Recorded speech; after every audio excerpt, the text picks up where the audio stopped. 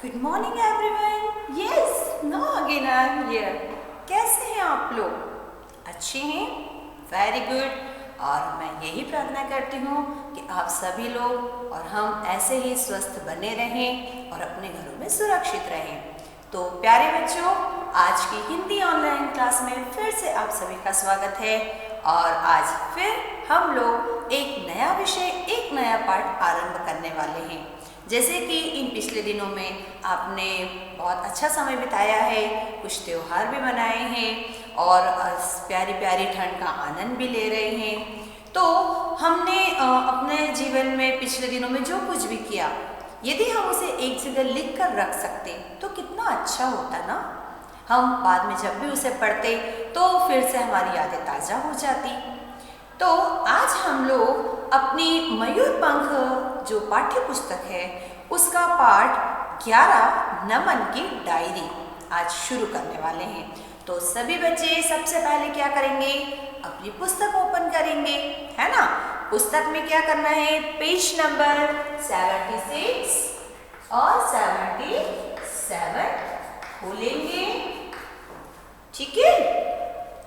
अब आज हम लोग नमन की डायरी। नमन एक आपकी तरह बहुत प्यारा छोटा सा बच्चा है और उसने अपनी एक डायरी बनाई हुई है। डायरी समझते हैं किसे कहते हैं? आप लोग ने देखी होगी ना, वो एक छोटी सी पापा के पास नोटबुक जैसी होती है जिसमें वो अपना दिन भर का हिसाब लिखते हैं। दादाजी के पास एक डायरी है जिसमें वो सबके एड्रेस वगैरह लिख के रखते हैं। और मम्मी के पास भी एक डायरी है जिसमें वो अपनी कुछ विधियाँ वगैरह, कुछ उनको जो भी याद आता है वो लिख के रखती हैं। तो डायरी जो होती है बेटा, वो स्पेशली हमारी उन चीज़ों को लिखने के लिए होती है, उन बातों को लिखने के लिए होती है जिन्हें हम भूलना नहीं चाहते, जो हमें याद रहती हैं, जो हमारे लिए आवश्यक होती हैं। आज इस पाठ के माध्यम से हम लोग हिंदी भाषा की जो डायरी लेखन की विधा है बेटा, है ना। मैंने आपको सबसे शुरू में बताया था कि जब आप भाषा का प्रयोग करते हैं तो आप भाषा का सिर्फ एक ही तरीका यूज नहीं करते हैं। आप अपनी भाषा को कभी कविता के रूप में, कभी कहानी के रूप में, कभी आप लोग न्यूज़पेपर पे जो आर्टिकल छपते हैं उस रूप में भी पढ़ते हैं, लिखते हैं। तो हमारी हिंदी की जो विधा है वो कई सारी हैं। उसी में से एक है हमारा जैसे आज का डायरी लेखन। डायरी लेखन में क्या होता है बेटा? आपकी जैसे नॉर्मल एक नोटबुक होती है, ऐसे एक आप छोटी सी कॉपी ले लेते हैं और कोई भी साइज का ले सकते हैं, किसी भी सुंदर डिजाइन का। क्योंकि आपकी डायरी है मतलब वो बिल्कुल आपके जैसी होनी ही चाहिए। अगर आप बहुत क्रियात्मक व्यक्ति हैं तो आपकी जो डायरी है वो भी बहुत आर्टिस्टिक होगी। यदि आप बहुत चिंतन करने वाले हैं तो वो एकदम प्लेन होगी। यदि आपको बहुत सिस्टमेटिक वर्क करना पसंद है तो आपकी डायरी भी सिस्टमेटिक अरेंज की हुई होगी। ये आप पे डिपेंड करता है, आप उसमें किस साइज का डायरी बनाना चाहते हैं, कैसे पेज लगाएंगे, कलरफुल पेज लेंगे, ब्लैक एंड व्हाइट लेंगे, रूलिंग वाले लेंगे, विदाउट लाइन वाले लेंगे। क्योंकि डायरी मतलब मेरी एक पर्सनल चीज। मेरे बाद यदि मेरा सबसे कुछ पर्सनल या मेरा कुछ व्यक्तिगत होता है तो वो होती है हमारी डायरी। डायरी की जरूरत क्या पड़ती है? डायरी की जरूरत हम आपको बताते हैं बेटा। डायरी जो होती है नॉर्मली तब लिखी जाती है जब हम अपने ही मन में किसी चीज़ को लेकर परेशान हो, कोई सोच हो, या हम किसी चीज़ को लंबे समय तक याद रखना चाहते हो, कोई चीज़ हमारे साथ बहुत विशेष हुई हो और हम उसे भूलना नहीं चाहते हो, तो वो सारी जो बातें होती हैं वो हम अपने उस नोटबुक में लिख लेते हैं। आपने लिखा मतलब वो उसके अंदर हमेशा के लिए रह गया। 2 दिन, 4 दिन, 5 साल, 6 महीने, जब भी आप देखेंगे आप अपने उस दिन के उस मन की स्थिति को वापस से पढ़कर देख सकते हैं। कई बार डायरी हमारे लिए बहुत अच्छी होती है। क्यों? आपने देखा होगा जो व्यापारी होते हैं, दुकानदार लोग होते हैं, उनकी डायरी थोड़ी सी अलग होती है ना। वो हिसाब किताब की डायरी होती है बेटा, जिसको हम लोग बही खाता भी कहते हैं। तो वो नॉर्मली डायरी नहीं कहलाती है। लेकिन डायरी लेखन की जो परंपरा शुरू हुई थी वो ऐसे हुई थी कि आपने कल कुछ भूल ना जाओ, कुछ जरूरी है, उसको हमने एक जगह लिख के रख लिया। अब चूंकि ये जरूरत अधिकतर उन्हीं व्यापारी लोगों को होती थी तो वो लोग क्या करते थे, हिसाब किताब, हमने किसको कितना दिया, हमको किससे कितना लेना है, वो उसमें एक व्यवस्थित रूप से लिख लेते थे। फिर ऐसे ही आगे चलकर व्यक्ति को लगा कि ये चीज़ें नॉर्मल, जैसे मैं भी हूँ, मान लीजिए मुझे पापा ने आज 50 रुपये दिए, है ना, अब 50 रुपये में से मुझे खर्च मैंने किए, मुझे वापस भी देना है, तो उसको मैं कहीं लिख कर तो रखूंगी ना पापा को हिसाब देने के लिए कि मैंने 2 रुपये का ये, 4 रुपये का ये, 6 रुपये का ये लिया, इतने बचे, मैंने ऐसे लिया। तो वो धीरे धीरे आदत बन जाती है। फिर हम हिसाब के बाद थोड़ा और आगे बढ़ जाते हैं। आज बहुत दिन बाद मेरा दोस्त मिला, आज हम लोग ऐसी नई जगह पर गए, वो चीज़ें भी हम उसमें लिख लेते हैं। मतलब हम अपनी विशेष बातों को जब एक कॉपी में लिख लेते हैं हमेशा के लिए यादगार के रूप में, तो वो धीरे धीरे डायरी लेखन का रूप ले लेता है बेटा। हाँ, डायरी लेखन जो होती है उसमें एक सबसे इम्पॉर्टेंट चीज़ ये है कि जब भी आप डायरी लिखें तो कुछ लोगों की आदत होती है वो मंथली डायरी लिखते हैं, कोई वार्षिक लिखता है कि साल भर में उसके साथ क्या अच्छा हुआ, वो एक पन्ने का होता है। लेकिन जो सही डायरी होती है उसको लिखने का तरीका ये होता है कि उसको प्रतिदिन के पेज पे लिखा जाता है। एक पूरे दिन में आपके साथ क्या हुआ, आपने क्या देखा, आपने क्या महसूस किया, आपको क्या अलग लगा, आपके साथ कुछ नया हुआ, आपने कुछ नया किया, या आपके आसपास में आपके जीवन में यदि कुछ भी होता है उस पूरे दिन में, तो वो सारी चीजें हम उसमें लिखते हैं। क्योंकि मैंने पहले कहा समय जैसे हर पल एक सा नहीं होता है, वैसे हमारे मन के भाव भी तो एक से नहीं होते हैं। हमारे खुद के ही विचार हर पल बदलते रहते हैं।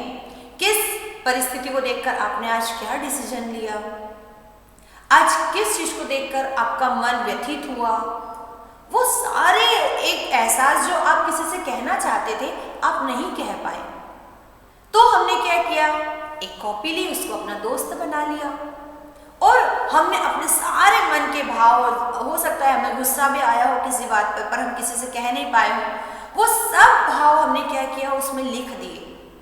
ऐसा कहा जाता है बेटा कि अगर मन के भावों को बाहर ना निकाला जाए, प्रेषित ना किया जाए, तो वो अंदर ही अंदर क्या होते हैं, घुटने लग जाते हैं, हम बड़े व्यथित हो जाते हैं, हमें समझ नहीं पड़ता, हम कंफ्यूज हो जाते हैं मैं क्या करूं क्या नहीं करूं, है ना।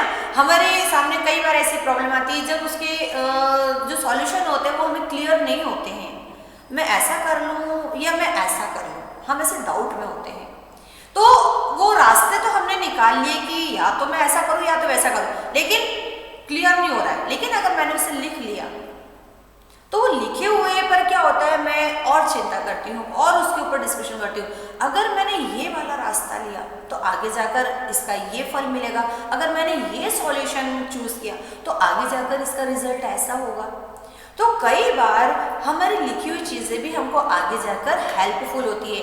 मान लो कभी भविष्य में फिर कोई ऐसी परेशानी आई, हम अपनी डायरी को जब पढ़ते, अरे मैंने उस समय तो तुरंत उसका ऐसा हल निकाल लिया था, तो आज भी तो मैं कर सकता हूँ। कई बार हमारे पिछले दिनों में जो हमने अच्छे काम किए वो आगे जाके इंस्पिरेशन भी होते हैं, बट अगर आपने सिर्फ मेमोरी में रखा तो वो तो वहाँ से स्किप हो जाते हैं। लेकिन यदि आप डायरी लिखते हैं तो वो आपने जो भी अच्छे काम किए थे वो उसमें लिखे हुए हैं और आप उनको पढ़कर फिर से एक बार अपने अंदर उत्साह जगा सकते हैं। कुछ गलतियाँ आपने यदि अपने भविष्य में की होंगी और अगर आपने लिख कर रखी है अपनी डायरी में, तो उन गलतियों को आप जब कभी पढ़ते हो तो आप उनसे सीख लेते हो कि अब मुझे ये गलती दोबारा नहीं करनी है। तो डायरी लेखन में एक तो ईमानदारी बहुत ज़रूरी होती है। आप अपने पर डे का पूरा डेली अगर लिख रहे हैं, उसमें ये नहीं रूटीन का भी आप लिखते हैं, मैं सुबह उठा, हम रोज सुबह उठते हैं, मैंने ब्रश किया, ब्रश हम रोज ही करते हैं, उसको सिर्फ एक लाइन, मैं नित्य कर्म से निवृत्त हुआ, उसके बाद फिर क्या हुआ। कुछ लोगों की आदत होती है कि वो पूरा पूरा दिन का नहीं लिखते, जो स्पेशल होता है उस दिन में वो लिख देते हैं।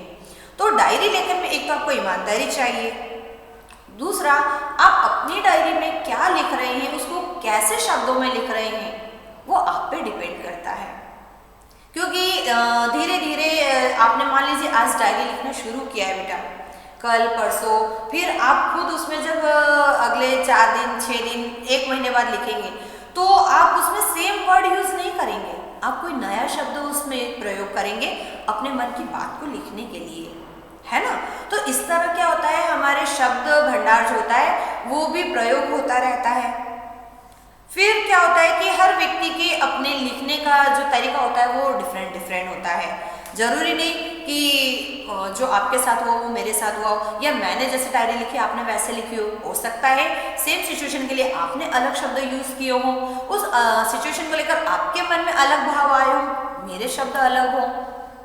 तो अलग अलग व्यक्तियों की डायरी जो होती है वो अलग अलग तरीके से भी लिखी होती है।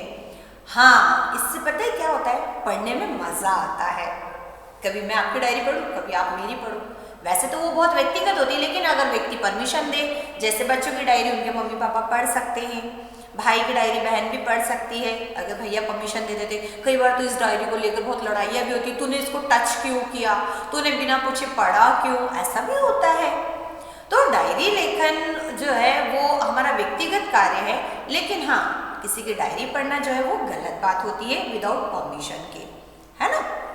चलिए, तो आज हम लोग नमन की डायरी पढ़ते हैं। अब आप कहेंगे मैम आपने तो बोला कि किसी की डायरी नहीं पढ़ना चाहिए, पर यहाँ नमन ने खुद ने दिया है अपनी डायरी का पेज हमें पढ़ने के लिए।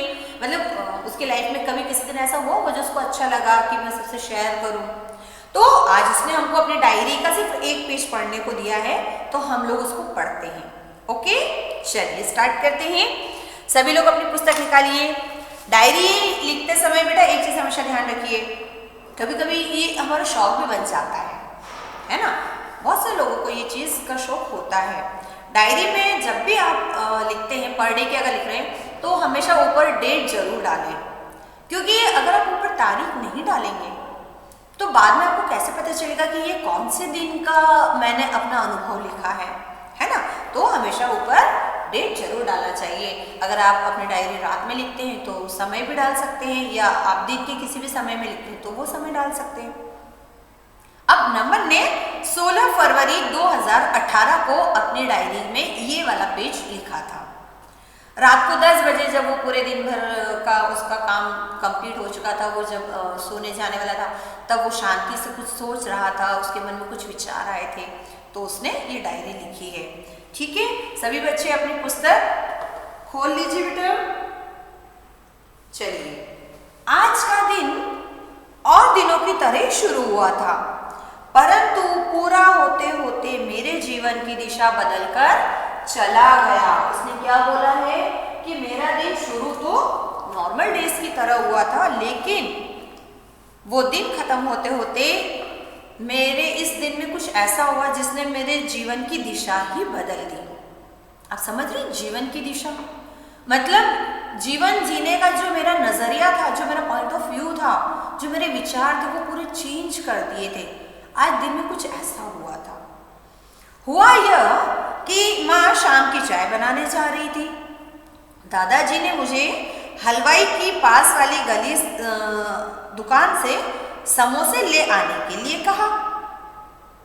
अब उसने वो स्पेशल वाला वाक्य जो है वो लिखा है कि शाम को नॉर्मली हम सबके घर में चाय बनती है, थोड़ा बहुत तो उसके साथ में हम नाश्ता भी खाते ही हैं। तो दादाजी ने उसको बोला कि पास में हलवाई की दुकान है, वहाँ से समोसे ले आओ, मम्मी चाय बना रही है, मज़ा लेंगे अपन। ठंड इतनी ज़्यादा थी कि मेरा बाहर जाने का बिल्कुल भी मन नहीं था। अभी आप लोग को भी लग रही है ना, लेकिन इस ठंड में अगर गर्मा गर्म चाय, इसके साथ गर्मा गर्म समोसे मिल जाएं तो कितना अच्छा लगता है। मगर हमें बाहर जाकर काम नहीं करना है। लेकिन अब चूंकि दादाजी ने कहा है तो नमन ठीक है, परंतु मैं दादाजी के किसी काम के लिए कभी मना नहीं करता। गुड बॉय है, ओबीडिएंट है। मैंने पैसे लिए और अनमना सा चल पड़ा। जैसे ही मैं समोसे वाले हलवाई की दुकान पर पहुंचा। डायरी जब हम लिखते हैं तो उसमें सब कुछ सच होता है और बिल्कुल एक एक पल का जब आपने देखा, महसूस किया, बिल्कुल एज इट इज लिखा जाता है बेटा, क्योंकि वहाँ पर कोई बेईमानी नहीं होती, वहाँ कोई और देखने वाला नहीं, हम खुद ही हैं, है ना। तो उसने एक एक देखो लाइन कैसे लिखी है, जो पल जैसा गुजरा उसने वैसा ही लिखा कि मैंने पैसे लिए और अनमना सा चल पड़ा। अनमना मतलब बिना मन का। और जैसे ही वो समोसे वाले हलवाई की दुकान पर पहुंचा तो मेरे रोंगटे खड़े हो गए। रोंगटे मतलब आपकी जो स्किन होती है इसमें छोटे छोटे से बाल होते हैं बेटा, वो जो छोटे छोटे से रोए होते हैं उनको कहते हैं ना, रोंगटे खड़े हो गए। क्यों? ऐसा क्या देख लिया? शेर था कि सांप था कि क्या था? दुकान का मालिक मेरी ही उम्र के एक बच्चे को डंडे से बुरी तरह पीट रहा था। इतनी ठंड में लोग अपने बच्चों का कितना ध्यान रखते हैं, प्यार करते हैं, खिलाते हैं, पिलाते हैं, उनके तबीयत का ध्यान रखते हैं। और यहाँ मैं क्या देख रहा हूँ, मेरी उम्र का एक बच्चा और उसको वो दुकान वाला डंडे से पीट रहा है। शेम सी चित्र में आपको दिखाई दे रहा है, देखिए, है ना? बच्चा कैसे रो रहा है। बच्चा बार बार उसके पैरों पर गिरकर गिड़गिड़ा रहा था। गिड़गिड़ाना मतलब प्रार्थना करना, मिन्नत करना, प्लीज प्लीज, जो हम कहते हैं ना। उस निर्दय में जैसे दया का कोई अंश न था। निर्दय, जिसके मन में दया नहीं होती है, ऐसे व्यक्ति को निर्दय कहते हैं। मेरा मन तड़प उठा। नॉर्मल सी बात है, हम जैसे ही किसी को तकलीफ में देखते हैं तो तुरंत हमारे मन में पता है क्या ख्याल आता है, अगर इसकी जगह मैं होता तो मुझे कितनी तकलीफ हो रही होती। हम तुरंत तो उसकी तकलीफ को अपनी तकलीफ समझ के महसूस कर लेते हैं। मुझे कहाँ तो ठंड में घर से बाहर निकलने का मन नहीं हो रहा है और इसको डंडे से मार पीट रही है। कितना जोर से लगता है डंडा, और ठंड में तो बहुत ज्यादा जोर से लगता है। कितना दर्द होता है, इसको कितना दर्द हो रहा होगा।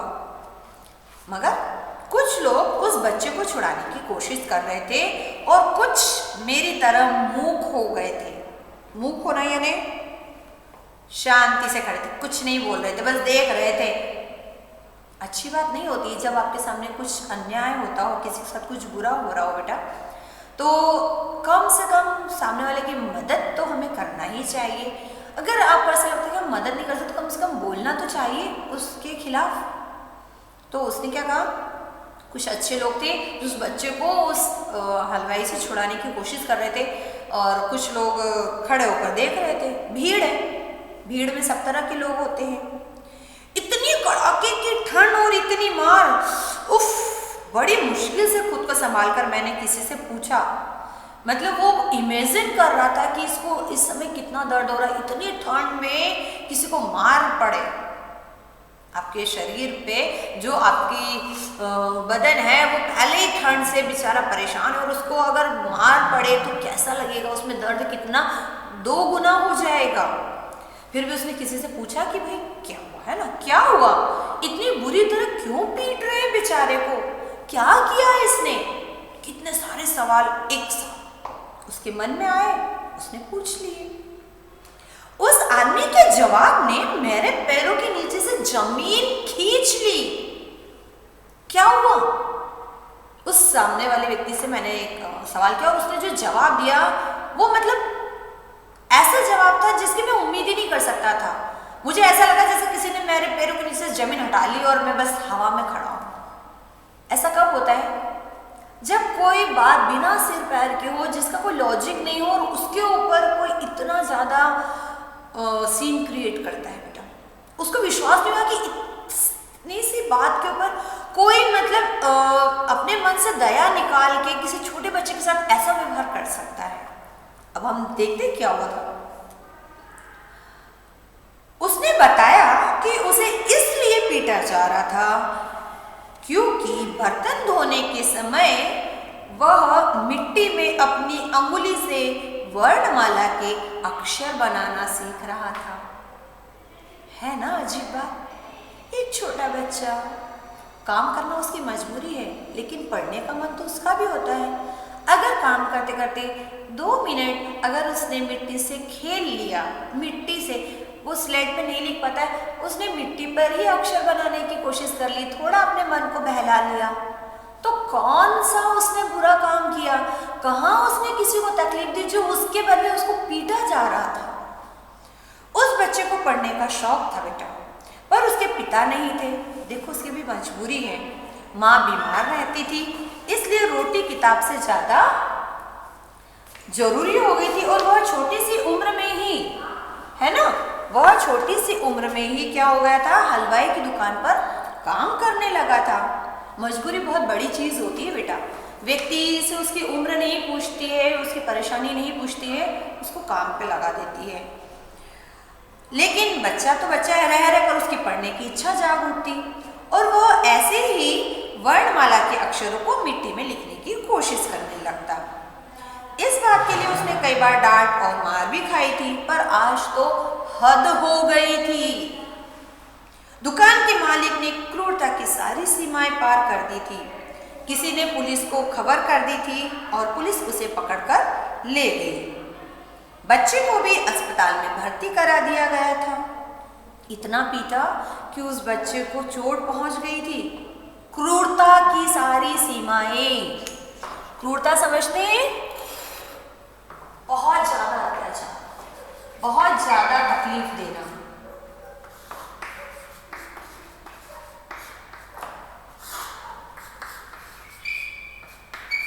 क्रूरता जो शब्द पढ़ने में ही इतना अच्छा नहीं लग रहा है, सोचिए वो जब भाव के रूप में आता है तो कितना गंदा लगता होगा। लेकिन इस बीच किसी ने पुलिस को खबर कर दी। पुलिस आई और उस दुकान वाले को पकड़कर ले गई। क्योंकि हमारे देश में ही क्या, अधिकतर देशों में बेटा याद रखिए, छोटे बच्चों से काम करवाना अपराध है और उनके साथ में इस तरह का व्यवहार करना तो और भी बड़ा अपराध है। क्योंकि बेटा हर बच्चे को पढ़ने का और अपना अच्छा बचपन बिताने का हक है और इसके लिए सरकार काम भी करती है। तो किसी अच्छे व्यक्ति ने पुलिस को खबर कर दी थी। अब बच्चे को भी अस्पताल लेकर गए और मैं नमन अपने बारे है ना, मैं समोसे लिए बिना ही लौट आया। मुझे सहमा देखकर दादाजी और माँ बार बार पूछ रहे थे कि क्या हुआ, खाली हाथ लौट कर आ गया ना। तो दादाजी ने और माँ ने पूछा कि क्या हो गया बेटा, क्या हो गया, कुछ तो बताओ, खाली हाथ क्यों आए हो, ऐसे सहमे सहमे से क्यों हो। वो बार बार सोच रहे थे कि अगर मुझे मार पड़ती ऐसे ठंड में इस तरह से इतना भयंकर, तो मेरी तो क्या हालत हो गई होती। छोटा बच्चा है ना, देख के डर गया। मेरे मुंह से कोई जवाब नहीं निकला था। इस घटना ने मुझे पूरी तरह झकझोर दिया था। झकझोर यानी हमारे विचारों को अव्यवस्थित जब कर दे तो उसे कहते हैं झकझोरना, है ना, बिल्कुल चेंज कर दिया जाए।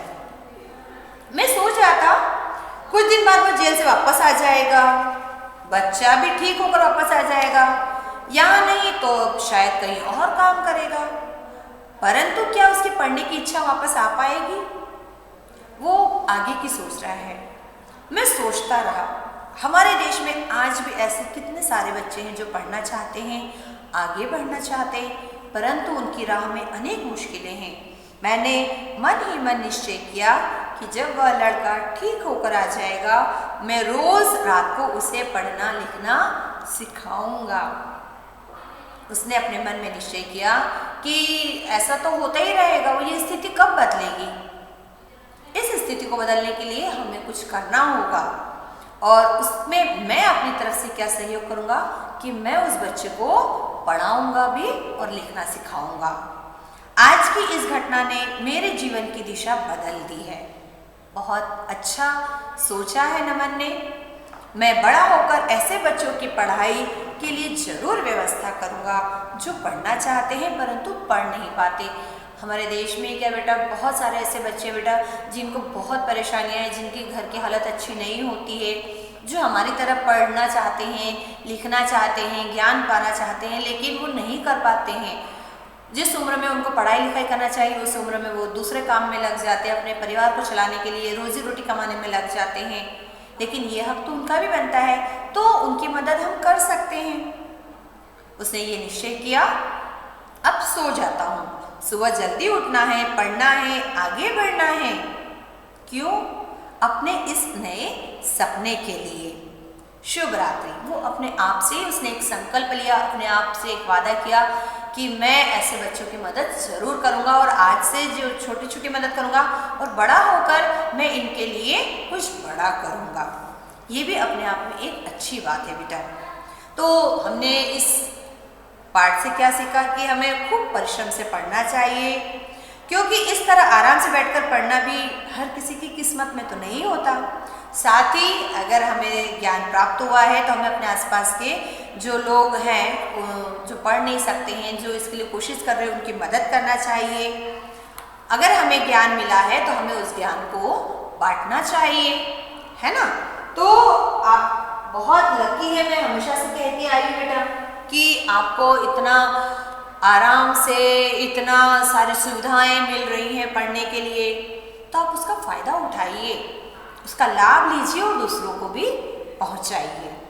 ठीक है, तो आज हमने नमन की डायरी में ये जाना कि शिक्षा सभी के लिए महत्वपूर्ण है, शिक्षा का हक सभी के लिए एक समान है और आप जितना भी दूसरों की मदद कर सकते हैं हमें करने ही चाहिए।